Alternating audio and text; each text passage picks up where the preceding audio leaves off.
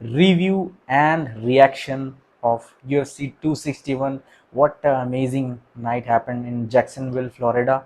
After 1 year, full public, full stadium में सबके सामने जो फाइट हुई है वो उसको देखने का मज़ा ही कुछ और था।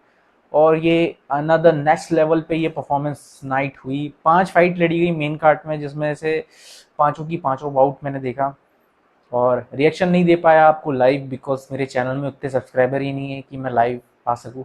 1000 जल्दी से कर दीजिए, सब्सक्राइब कर लीजिए इस चैनल को, जिससे मैं लाइव आ सकूँ आपके साथ। और जो टॉप 5 कार्ड थे और टॉप 5 फाइट होने वाली थी, पांचों फाइट बहुत ही अमेजिंग फाइट हुई थी, जिसमें से पूरी फाइट्स मैंने देखी। फर्स्ट फाइट जो हुई थी वो हुई थी एंथनी स्मिथ और जिमी क्रूट के बीच में। जिमी क्रूट एक अच्छे फाइटर माने जाते थे, क्योंकि तो अपनी 13 फाइट में से वो 12 फाइट जीत चुके थे और सिर्फ एक हारे थे। तो ये फाइट एंथनी स्मिथ के लिए बहुत ही चैलेंजिंग फाइट थी। वो एज अंडरडॉग खेल रहे थे। अंडरडॉग खेलने के बावजूद एंथनी स्मिथ ने पब्लिक सपोर्ट के बीच में जो फाइट लड़ी है वो सही में लायन हार्ट, उनका नाम यूं ही नहीं रखा जाता। एंथनी स्मिथ ने काफ़ी जैब्स एंड पंचेस लगाए, हार्ड पंचेस करे। और हालांकि जिमी क्रूट जो है वो काफ़ी किक्स मार रहे थे उनको, लेकिन एंथनी स्मिथ ने सिर्फ एक किक उनके नी के नीचे मारी और उनका एंकल या टो ब्रेक हो गया वहीं पे। तो वो कम्प्लीटली वहीं पे डाउन हो गए, वो वापस दोबारा खड़ी नहीं हो पाए। तो डॉक्टर स्टॉपेज की वजह से एंथनी स्मिथ ये फाइट जीत गए। तो ये भी बहुत अमेजिंग फाइट थी, बहुत इंटेंस फाइट थी। और सेकंड फाइट जो थी वो थी यूराया हॉल वर्सेस क्रिस वीडमैन। ये इन दोनों के बीच ये सेकंड फाइट थी। इन दोनों की फर्स्ट फाइट जो हुई थी, आई मीन यूराया हॉल की जो पूरी एमएमए में पहली फाइट उनकी क्रिस वीडमैन के साथ में हुई थी।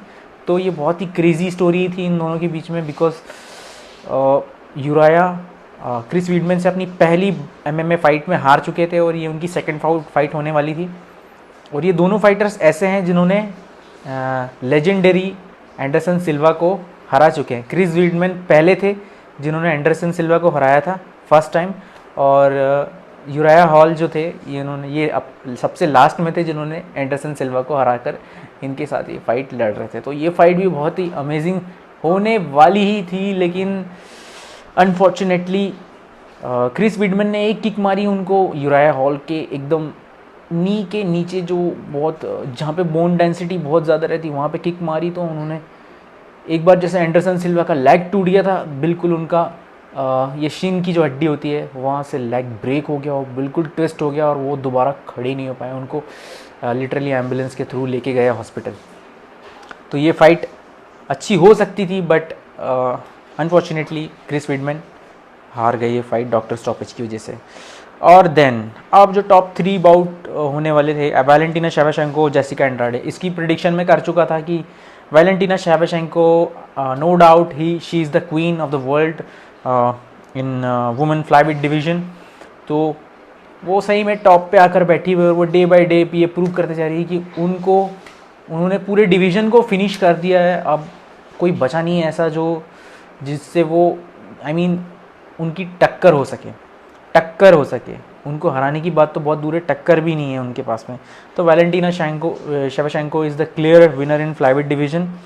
जेसिका एंड्राडे को उन्होंने जिस पहले राउंड में 5 टेक डाउन करे थे, 5 राउंड टेक डाउन।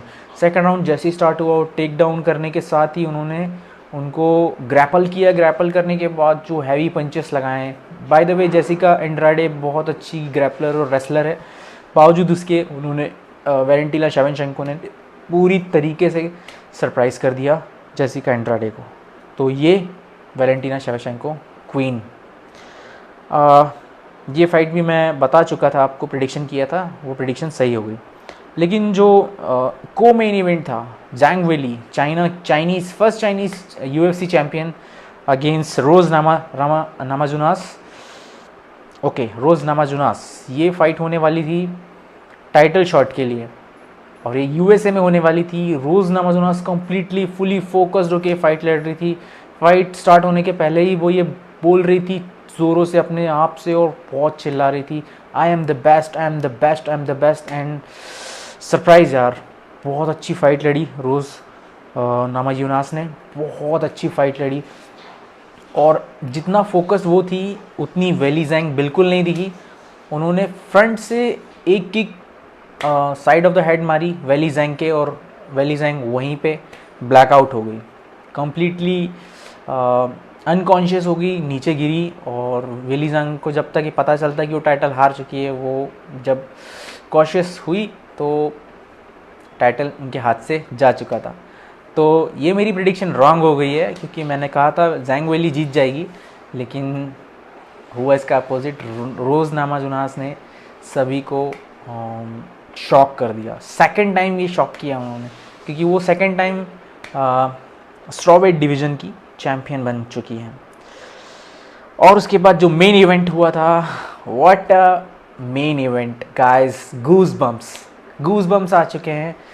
और उस्मान ने क्राउड फेवरेट होर्हे मास्विडाल के क्राउड फेवरेट होने के बावजूद कामरू उस्मान ने ये साबित कर दिया है कि वो नाइजीरियन नाइटमेयर हैं। सभी वेल्टरवेट डिवीज़न के लिए वो नाइटमेयर साबित हो रहे हैं, कोई भी उनको हरा नहीं पा रहा है।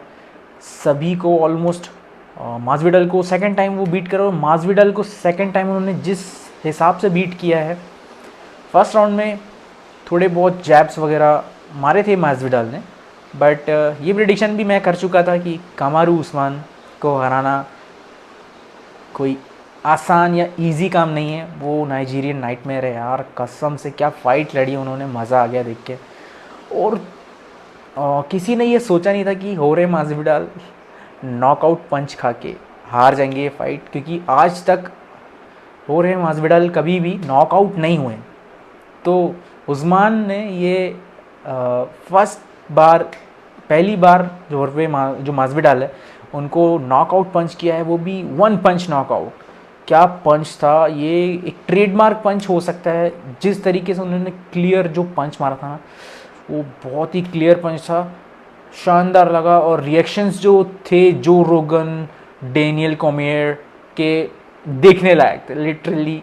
और इवन जो रोगन ने तो कहा कि उन्होंने आज रो दिया है। और ये पब्लिक के बीच में जो वो फाइट हुई है जैक्सनविल फ्लोरिडा में, ये अमेजिंग नाइट थी, सभी को गूज़बम्स आया। और ये नेक्स्ट अनदर लेवल था आफ्टर सो लॉन्ग टाइम। 1 साल के बाद जब क्राउड के बीच में जब फाइटर्स लड़ते हैं तो गूज़बम्स आने बनते ही है।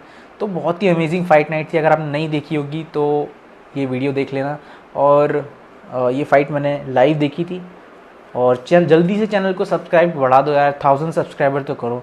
और अपने जो MMA फैंस हैं उनके बीच ये चैनल को शेयर कर देना, ताकि वो लोग भी सब्सक्राइब करें और मैं आपके बीच लाइव आकर अपने रिएक्शन दे सकूं।